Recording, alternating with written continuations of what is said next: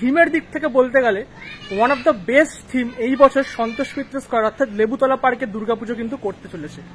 Early স্ট্রাকচারটা আমি তোমাদের দেখিয়েছিলাম, এখন কিন্তু গ্লোবটা অনেকটাই মোটামুটি কমপ্লিট হয়েছে দেখতে পাচ্ছি। লাইটিং এর যে সেট আপটা মানে যে এলইডি স্ক্রিনগুলো সেটি কিন্তু বিদেশ থেকে আসছে অলরেডি, মানে অন দ্য ওয়ে। তো সেগুলো কিন্তু এখানে লাগানো হবে।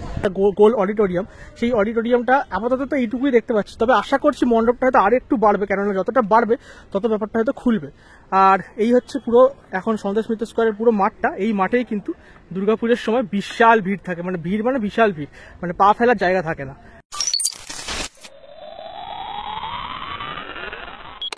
এবছর কলকাতায় যতগুলো দুর্গাপুজোর প্যান্ডেল হচ্ছে, আমার সাথে তোমরা একমত হবে কিনা জানি না, তার মধ্যে কিন্তু থিমের দিক থেকে বলতে গেলে one of the best theme এই বছর সন্তোষ মিত্র স্কয়ার অর্থাৎ লেবুতলা পার্কে দুর্গাপুজো কিন্তু করতে চলেছে।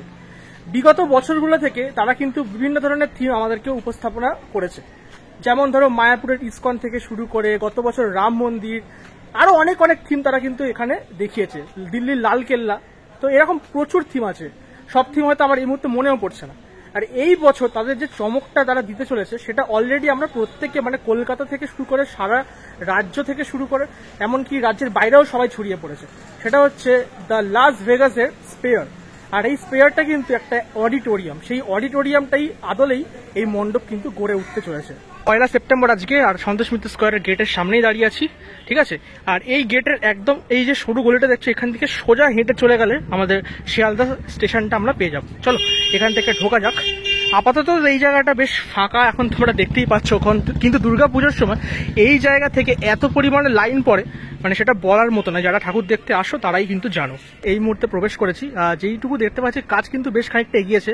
লাস্ট টাইম আমি যখন এসেছিলাম তখন কিন্তু সামান্য এই একদম মানে আর্লি স্ট্রাকচারটা আমি তোমাদের দেখিয়েছিলাম, এখন কিন্তু গ্লোবটা অনেকটাই মোটামুটি কমপ্লিট হয়েছে দেখতে পাচ্ছি। চলো সামনের দিক থেকে তোমাদের একটু দেখিয়ে দিই। আর এছাড়া এখানে দেখতে পাচ্ছি বেশ কিছু বাঁশ পড়ে আছে, যেগুলো কিন্তু এখনো কাজ হবে, এবং তার সাথে সাথে লোহার বেশ কিছু স্ট্রাকচারও এখন দেখতে পাচ্ছি, যেগুলো এখনো পর্যন্ত কাটিং এর কাজ চলছে, সেগুলো কিন্তু এই মণ্ডপে ব্যবহার করা হবে।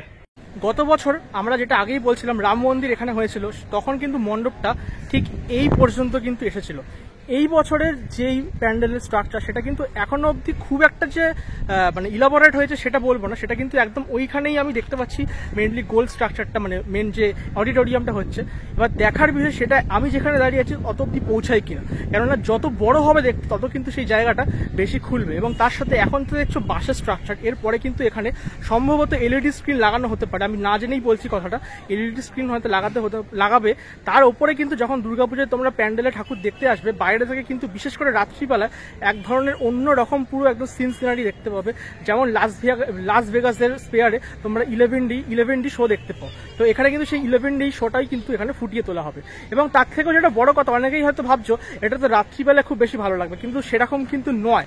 সকালবেলা অর্থাৎ দিনের বেলাতেও কিন্তু এমন কিছু এখানে হবে যেটা কিন্তু এই মণ্ডপের সৌন্দর্য বাড়াবে। এখানে কিন্তু আয়রনের যে কাটাকাটির যে মেন কাজকর্ম সেগুলো কিন্তু ওয়েল্ডিং এর কাজ, এগুলো কিন্তু এইখানেই চলছে, এবং এখানে প্রচুর পরিমাণে আয়রন স্ট্রাকচার ব্যবহার হচ্ছে এবছরের প্যান্ডেলে। কেননা যে এলইডি স্ক্রিনগুলো লাগানো হবে সেগুলো কিন্তু শুধুমাত্র এই বাঁশের যে ভার সেটা নিতে পারবে না, তাই জন্য কিন্তু ওই লোহার স্ট্রাকচারও কিন্তু দেওয়া হচ্ছে।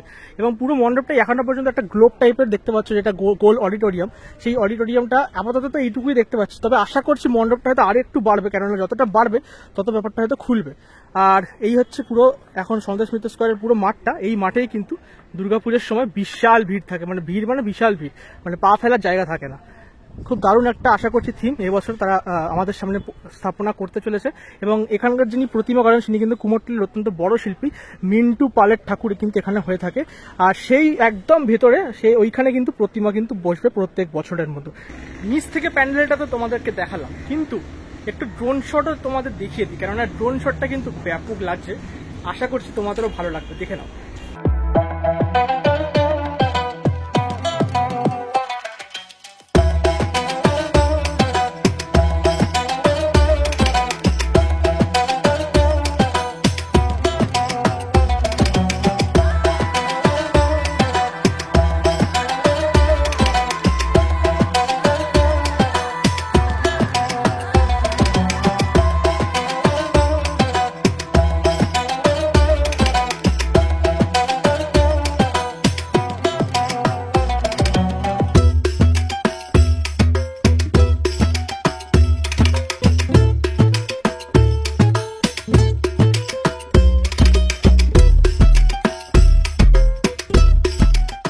আজকের এই সন্তোষ মিত্র স্কোয়ারের প্রস্তুতি পর্ব মানে 1 সেপ্টেম্বরের লেটেস্ট আপডেট তোমাদেরকে দেখিয়ে দিলাম।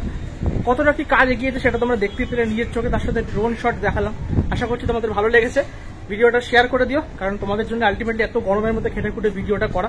আর যেটুকু জানতে পারলাম, যেটুকু গোলাকার আকৃতিটা হয়েছে ওইখানেই প্যান্ডেলটা আর কি সীমাবদ্ধ থাকছে, এর থেকে বেশি এগোবে না, তাহলে লাইটিং এ প্রবলেম হয়ে যাবে। এবং লাইটিং এর যে সেট আপটা মানে যে এলইডি স্ক্রিনগুলো সেটি কিন্তু বিদেশ থেকে আসছে অলরেডি, মানে অন দ্য ওয়ে। তো সেগুলো কিন্তু এখানে লাগানো হবে। তো দেখা যাক এক্সিকিউশনটা কেমন হয়। আলটিমেটলি দুর্গাপুজোর সময় আমরা আশা করছি ভালো কিছু দেখতে পাবো সন্তোষ মিত্র স্কোয়ারে।